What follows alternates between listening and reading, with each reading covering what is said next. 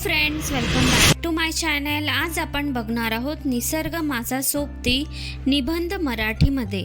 चला तर मग सुरू करूया आजच्या या व्हिडिओला। आजच्या आधुनिक युगात मनुष्य निसर्गाला साधारण आणि तुच्छ समजत आहे, कारण निसर्ग चारही बाजूंना सहज उपलब्ध झाला आहे आणि जी गोष्ट व्यक्तीला सहज मिळते त्या गोष्टीची किंमत व्यक्तीला राहत नाही। परंतु खरे पाहता निसर्ग मनुष्याचा अतिशय घनिष्ठ मित्र आहे व तो मनुष्यासाठी नेहमी उपयोगी ठरत असतो। ज्या पद्धतीने एक खरा मित्र नेहमी प्रत्येक संकटात आपल्या सोबत असतो, त्याच पद्धतीने निसर्गही आपला सोबती आहे। आजच्या युगात निसर्ग आपल्या जीवनाचा अविभाज्य भाग आहे। अनेक प्रसिद्ध कवी, लेखक, चित्रकार व कलाकार यांनी निसर्गाबद्दल अनेक सुंदर रचना केल्या आहेत। आपल्या सभोवताली असलेले पाणी, हवा, जंगल, पर्वत, नदी, झाडे, भूमी, सूर्य, चंद्र, आकाश, समुद्र इत्यादी गोष्टींपासून निसर्ग बनतो।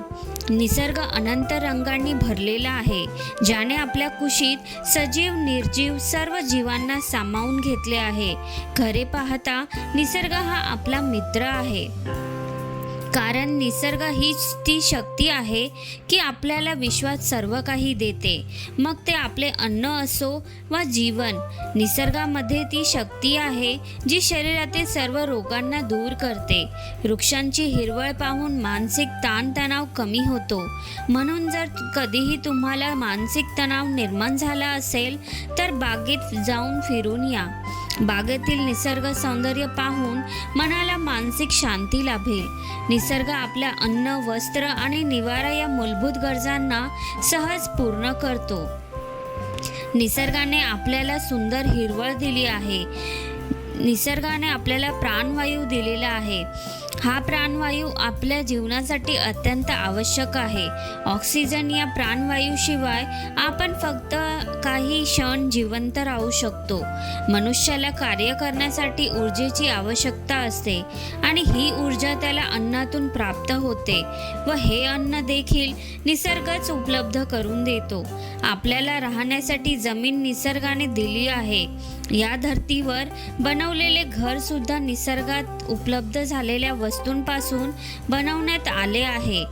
निसर्ग हा फक्त मनुष्याचाच मित्र नसून तो पशुपक्ष्यांचेही घनिष्ठ मित्र आहे, कारण तो मनुष्यासोबत पशुपक्ष्यांची देखील अन्न, वस्त्र आणि निवाऱ्याची व्यवस्था करीत असतो।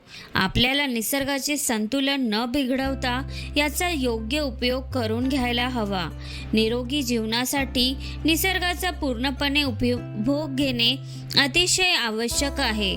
आपल्याला आपल्या निसर्गाकडे लक्ष द्यायला हवे, याला स्वच्छ ठेवायला हवे। इकडे तिकडे कचरा न टाकता त्याला कचरा कुंडीत टाकून योग्य विल्हेवाट लावायला हवी। मनुष्याने कधीही निसर्ग या मित्रांसोबत छेडछाड करायला नको। आजच्या मनुष्याला वाटते की निसर्ग त्यांच्या अनुसार चालायला हवा, परंतु असा विचार करणे मुळात फारच चुकीचे आहे। आपण मनुष्य निसर्गाच्या अनुसार जिवंत राहण्यासाठी बनलो आहोत। या निसर्गात बदल करण्याचा आपल्याला अधिकार नाही आहे। आजकाल सभोवताली वाढत्या प्रदूषणामुळे निसर्ग मित्राचा ऱ्हास होत चालला आहे। जल, वायू, पाणी आणि मृदा प्रदूषणामुळे निसर्ग नष्ट होत आहे। याचे दुष्परिणामही मनुष्याला भोगावे लागत आहे। निसर्ग संवर्धन करण्यासाठी दरवर्षी 28 जुलैला विश्व निसर्ग संवर्धन दिन म्हणून साजरा केला जातो। या दिवशी जगभरात निसर्ग संवर्धन आणि निसर्गाचे महत्त्व या विषयावर सेमिनार आयोजित करण्यात येतात। या दिवशी जगभरातील लोक निसर्ग सोबतींचे संरक्षण करण्याची प्रतिज्ञा घेतात। आज आपणही संकल्प करायला हवा की निसर्गाला संरक्षित करण्यासाठी आपण सर्वजण एकत्र येऊन प्रयत्न करूया। तर मित्रांनो, आजचा हा निबंध तुम्हाला कसा वाटला आणि हे मला कमेंटमध्ये नक्की लिहून कळवा। व्हिडिओ आवडला असेल तर व्हिडिओला लाईक आणि चॅनलला सबस्क्राईब करायला विसरू नका। धन्यवाद।